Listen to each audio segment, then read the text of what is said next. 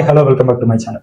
உலகை உலுக்கிய போராட்டங்கள் அப்படிங்கிற இந்த சீரீஸ்ல ரெண்டாவது மிக முக்கியமான போராட்டமா நான் சொல்ல விரும்புறது இந்தியாவில் நடந்த காடுகள் சம்பந்தப்பட்ட போராட்டம் தான். அப்ப 70களில் ஒரு விஷயம் இந்தியா கவர்மெண்ட் பண்ணியிருப்பாங்க. என்ன அப்படின்னா, அது சைனா பிரச்சனை அப்படிங்கிறது அந்த காலகட்டத்துல ரொம்ப ஒரு பெரிய விஷயமா இருந்துச்சு.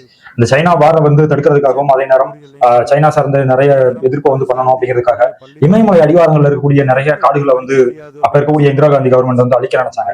அதை அங்க இருக்கக்கூடிய முதல்ல மக்கள் பெருசா எதிர்க்கல அப்படின்னாலும் அவங்களுக்கு அதனால மிகப்பெரிய லெவல்ல பாதிப்பு ஏற்பட்டுக்கிட்டு இருந்துச்சு. அப்படிங்கிறதால கொஞ்சம் கொஞ்சமா அந்த காடுகளை அழிக்கிறது தான் இப்போ நதிகள் வறண்டு போறதுக்கான காரணம். அதே நேரம் இவ்வளவு தூரம் வெயில் சுட்டரிக்கிறதுக்கும் நீர்நிலைகள் வத்தி போறதுக்கும் வனவிலங்குகளுக்கு தண்ணி இல்லாம போறதுக்கும் காடுகள் அழிப்பு தான் காரணம் அப்படிங்கிறத கொஞ்சம் கொஞ்சமா அந்த மக்கள் உணர்ந்ததால 1973களுக்கு அப்புறம் ஒரு மிகப்பெரிய போராட்டத்தை கொஞ்சம் கொஞ்சமா கட்டமைச்சாங்க. அதுலயும் ஒரு காந்தியவாதி சாந்திபேட் அப்படிங்கிற ஒரு காந்தியவாதி காடுகள் அழிக்கிறது தான் மிகப்பெரிய ஒரு பிரச்சனையா இருக்கு. இங்க காடுகள் ஒரு நிலைத்த பொருளாதாரம். ஆனா அதை இங்க இருக்கக்கூடிய அரசாங்கம் அதை சரியா கணக்கிட்டு அதை கவனிக்க மறுக்கிறாங்க. காடுகளை ஒரு நொடிக்கான பொருளாதாரமா மட்டும்தான் பாக்குறாங்க. அதாவது விளையாட்டு பொருட்களை உற்பத்தி பண்றதுக்காகவும் அதே நேரம் நிறைய காடுகளை அழிச்சு நிலங்களை பெருக்கி அதுல இண்டஸ்ட்ரியலைசேஷன் பண்றதுக்காகவும் காடுகளை அழிக்கிறாங்க. இது தவறான ஒரு விஷயம் சொல்லிட்டு அந்த காந்திய போராளி தான் மிகப்பெரிய லெவல்ல முதல்ல போராட்டத்தை தொடர்த்தாங்க.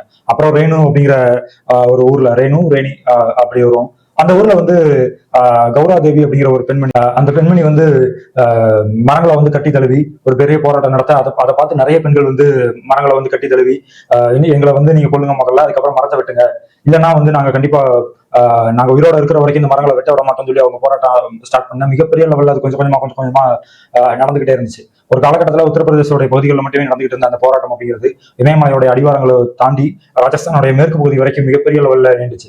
இப்ப ஏற்பட்ட போராட்டத்தை கொஞ்சம் கூட எதிர்பார்க்காத இந்திய அரசாங்கமும் சரி, அதே நேரம் அப்போ அந்த காடுகள்ல இருக்கக்கூடிய மரங்களை வெட்டுறதன் மூலியமா விளையாட்டு பொருட்களை தயாரிக்க முடியும்னு சொல்லிட்டு விளையாட்டு நிறுவனத்துக்கு அவங்க இந்திய அரசாங்கம் அதுக்கான ஒப்பந்தத்தை கொடுத்திருப்பாங்க. அதன் அடிப்படையில் ஒரு விளையாட்டு நிறுவனமும் அந்த காடுகளில் இருக்கக்கூடிய மரங்களை பயன்படுத்தி கிரிக்கெட் பேட் தயாரிக்கிறது, கோல்ஃப் பேட் தயாரிக்கிறது, அப்புறம் இந்த மாதிரி நிறைய விஷயங்களை தயாரிக்கிறது, இப்படி ஒரு நோக்கத்துல அவங்க இருந்தாங்க. ஆரம்பத்துல அதுக்கு அவங்களுக்கு கொஞ்சம் லாபம் கிடைச்சிச்சு அப்படின்னாலும் அந்த போராட்டத்தின் விளைவா மிகப்பெரிய லெவல்ல ஒரு பிரச்சனையை அந்த நிறுவனம் சந்திக்க வேண்டியிருந்துச்சு. அதன் அடிப்படையில இந்திரா காந்தி கவர்மெண்ட் என்ன பண்ணிருப்பாங்க அப்படின்னா, இனி 15 வருஷத்துக்கு இமயமலையோட அடிவாரத்துல எந்த ஒரு பிரச்சனையும் வராது. அதாவது காடுகள் அழித்தொழிக்கப்படாது, மரங்கள் வெட்டப்படாது, நீர்நிலைகளை நாங்க சூறையாட மாட்டோம் அப்படிங்கிற ஒரு விஷயத்த பண்ணிருப்பாங்க.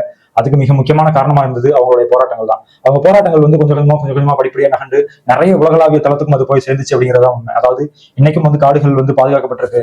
இன்னைக்கும் நிறைய இடங்கள்ல நீர்நிலைகள் பாதுகாக்கப்படுதுன்னா அதுக்கான ஒரு பேஸ்மெண்டா இருக்கிறது இந்த மாதிரியான போராட்டங்கள் தான். இமயமலையில இருக்கக்கூடிய அத்தனை காடுகளுக்கு மட்டும் இது பொருந்துறது கிடையாது. இங்க இருக்கக்கூடிய காடுகளுக்கும் இங்க இருக்கக்கூடிய நிலப்பகுதிகளுக்கும் இயற்கையை நேசிக்கக்கூடிய ஒவ்வொருத்தருக்கும் இந்த போராட்டம் அப்படிங்கிறது பொருந்தும்.